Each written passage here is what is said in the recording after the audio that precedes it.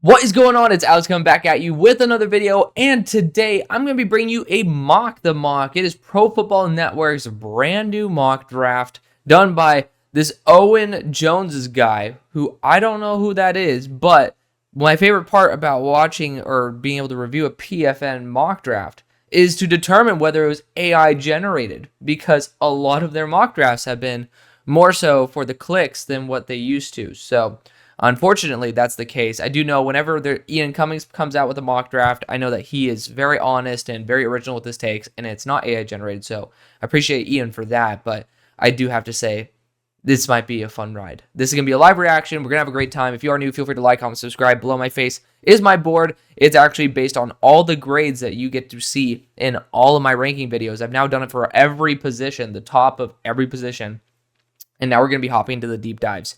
And I already have the graphics ready for my corner deep dive, which is nuts. But I graded 27 corners.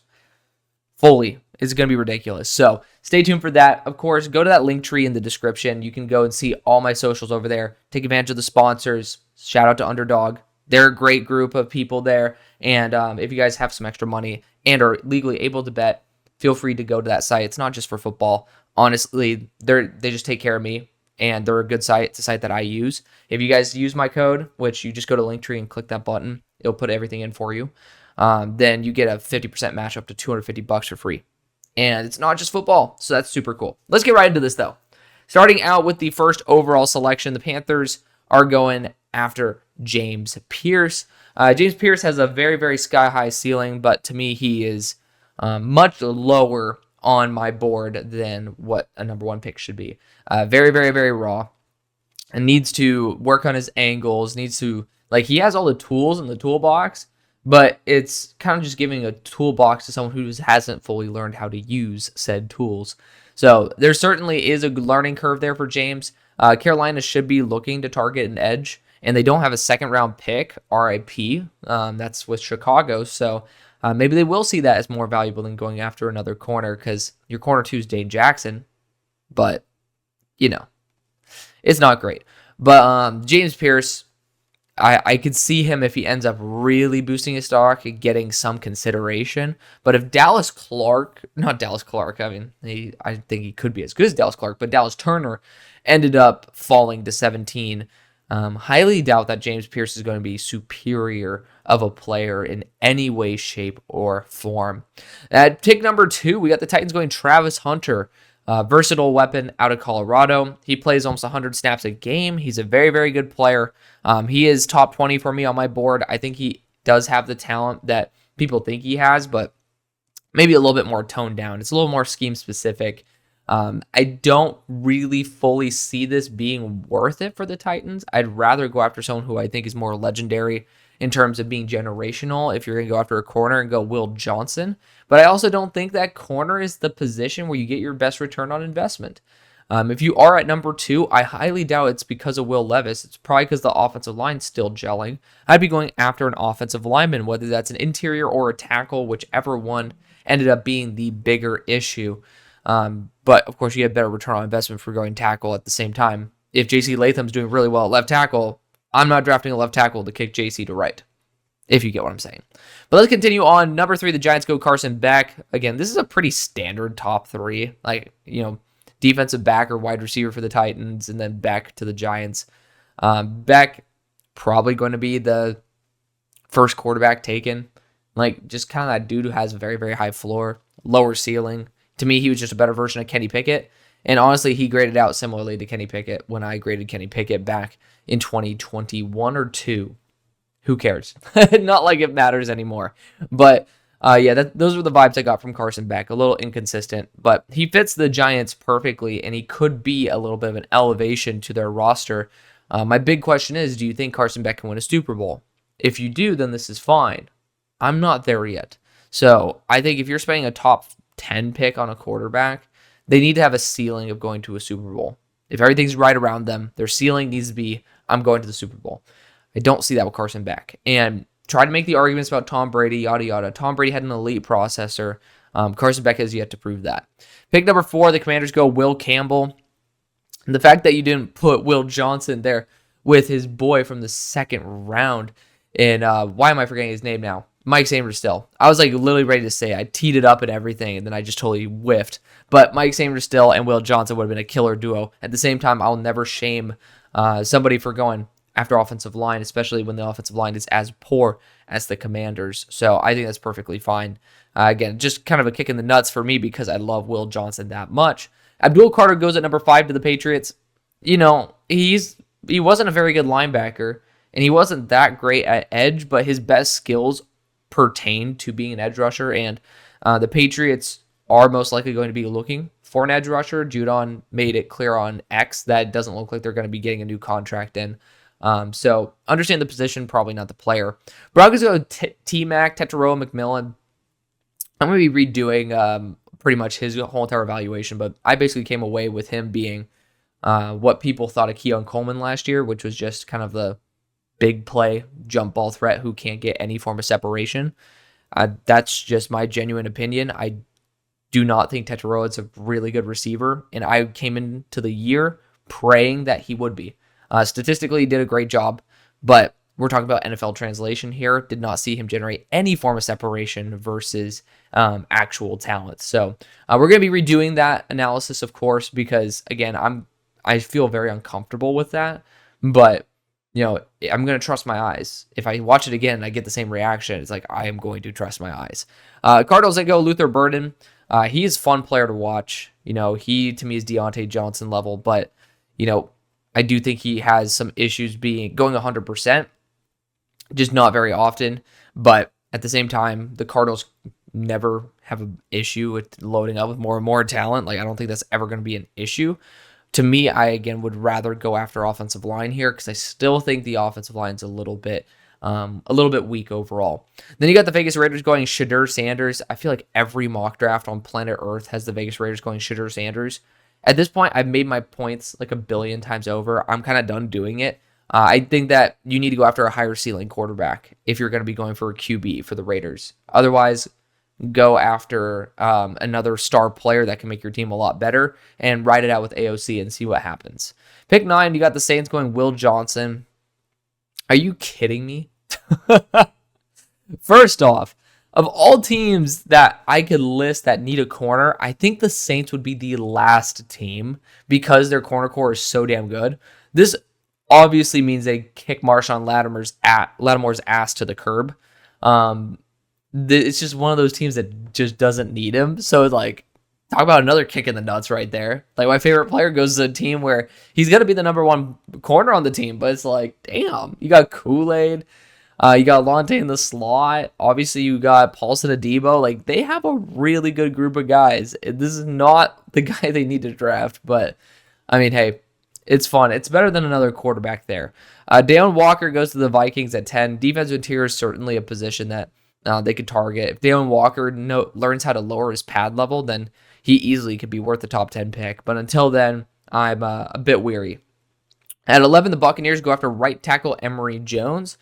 At the same time, I've heard a lot of rumors that people think of Emory as a guard. If I'm not mistaken, he was a guard in high school. And I'm trying to remember because NFL Stock Exchange talks about it. But he most likely is going to be looked at as a guard in the NFL.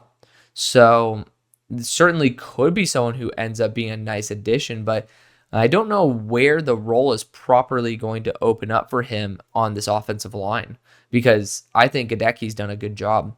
Pick number 12, the Colts go Ben Morrison, kind of the easy dream fit. The Colts need a boundary corner, and you literally stay in town and go after Ben Morrison. He's a great player, my number 2 player in the class. Then we got the Seahawks going Connor Wigman. I just don't know if the ceiling is higher than Sam Howell's, if Sam can reach it. Again, the floor is much lower for Sam than what I wanted to admit back in the day. But Connor Wigman is the highest ceiling quarterback in this class. Put it that way. Him and Jalen Daniels, those are the two guys who I would bet, if both stay healthy and both develop, to be first-round picks. Jaguars go Kelvin Banks. They do have some contract situations with their offensive tackles for the time being. I don't think that's out of the question at all. Pick 15, the Steelers go Emeka Egbuka. We do need receiver help. So, again, not gonna say that this is out of the realm of possibility. At the same time, Emeka was really, really bad last year. He was banged up, but also he just kind of was a shell of himself without Jackson Smith and Jigba there, so he can't really work in the slot very well, in my opinion. And on the boundary, again, we're a full year removed from him actually looking effective. And I'm an Ohio State fan. I'm really wanting Emeka to bounce back. I just don't know if he is going to be worth a top 15 pick. I hope he does come back to where this is where I had him before, but it's going to be a pretty big stretch to say that he'd be worth a top 15 pick. Then you got the Chargers going Mason Graham, defensive interior out of Michigan. Obviously makes easy sense here. You're going back with the old DC. The defensive interior still needs help for the Chargers. I'm not against that at all. The Browns go Mikael Williams at 17. Perfect to be able to mold there with Myles Garrett. He just needs a lot more polish, and he'll be getting there just in time. I don't know if he comes out this year because he could probably be a top 5 pick in the 2026 draft. At pick 18, the Rams go Denzel Burke. Literally, Mr. Do everything damn well. Like, there's nothing that's bad about Denzel's game. He had some injuries he's been dealing with over time, but I mean, he's just been overall really, really solid. Bears go defensive interior Tyleik Williams. He's my defensive interior too. I'm not going to complain about this. I just rather use this pick on an edge rusher, especially when Nick Skeleton is on the board, which he goes at pick 20 to the Falcons. I don't know if the Falcons need to go after Nick, but it depends on the size that Braylon Trice is going to play at. If Braylon gets back to his 275 form, then you are going to be effectively creating an edge rush group with Zach Harrison, Trice, and Skeleton that are all above 275 and 280 range. So I don't know if that's really going to be best return on investment, but best player available, not something that the Falcons usually do. Sorry to rub it in, but that's just what it is. The Dolphins go Ernest Green at pick 21. He's not a good tackle. I cannot recommend this. I don't know what's up with this description here. I don't even understand how to react to this because he is not a good athlete. Like, Ernest Green is a powerhouse. He's inconsistent with his power, but he's a powerhouse. He's a guard. Don't really know where the analysis is coming from Ernest Green. He does not have, I don't see any of this. I see the overpowering physicality, but it needs a lot of tweaking, and I think he's going to be a lot better of a guard, which the Dolphins aren't going to draft in the first round in the first place because their offense is very, very quick. The Jets, also, they just drafted a left tackle. Forgot about that part, but this is just talking about Ernest Green himself. Then the Jets go Malachi Starks. Where's he at on my board? Where's Malachi at? He is number 11 overall on my board. So great value. And he's someone who is very, very high IQ. I think he's going to be a very good safety in the NFL. The Cowboys go Quinshon Judkins, going back to Ohio State, getting someone with a great vision, great contact balance. I think he's going to be great. I don't know if I would take him at 23 for the Cowboys. I'd try to trade back, but this doesn't have trades. I do think the Cowboys should be looking for lightning and thunder approach. Quinshon Judkins could certainly be that. At the same time, I could just wait to the second round and get another guy like Jonah Coleman that could bring similar upside. Danny Dennis Sutton goes to the Packers at 24, another large developmental edge rusher. I think the Packers have kind of done that enough, and it's time to actually get guys who can, play every single down. Not a big fan of that pick. 25, the Texans go Kenneth Grant. He's a freak athlete. I think he'd work really well with the Texans as well. He moves unbelievably well for his size. I do think he doesn't actually carry the power that I would expect for someone who's 340, though. And I'm hoping that ends up improving. The Eagles then go Harold Perkins. They've never drafted a linebacker in the first round, at least in noticeable memory. And he's going to, if you end up using him as an edge rusher as well, you're going to have one of the smallest edge rushing cores in the NFL, which is just not something the Eagles would do. But it's something I could hope they could do is use Harold as someone who's more of a coverage / blitzing linebacker. It's not like you get much worse, but it's going to be a weird situation if they end up doing that. The Bengals then go Landon Jackson here, edge rusher. He transferred to Oklahoma? I'm pretty sure he's on Arkansas. We all make mistakes, so I'm not going to try to rub that in. Yeah, he's not an Oklahoma product, so I'm not going to blame I think his name's like Owen or something. Not gonna blame my guy here for that. I'm gonna actually blame the guy who ends up looking at this in the I'm forgetting the actual name. It's not auditor. That's like what I do at my job. I'm not an auditor for the IRS. Don't even try to do that bullshit. No, I end up doing some actually more fun stuff. But no, basically someone who is a proofreader. That's something they should easily caught. Easily caught. And again, we all make mistakes. I've said some stupid shit in my past too. So I like to give him a mulligan on that because he's actually had some relatively fine takes in this. But yeah, I mean, these guys get paid to pretty much proofread other people's work. You got to do a better job than that for the guy who is the proofreader.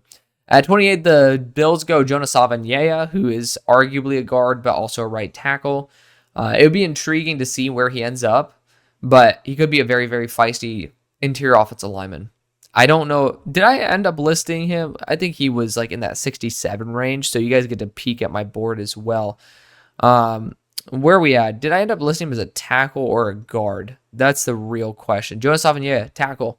So I didn't think of him as a guard.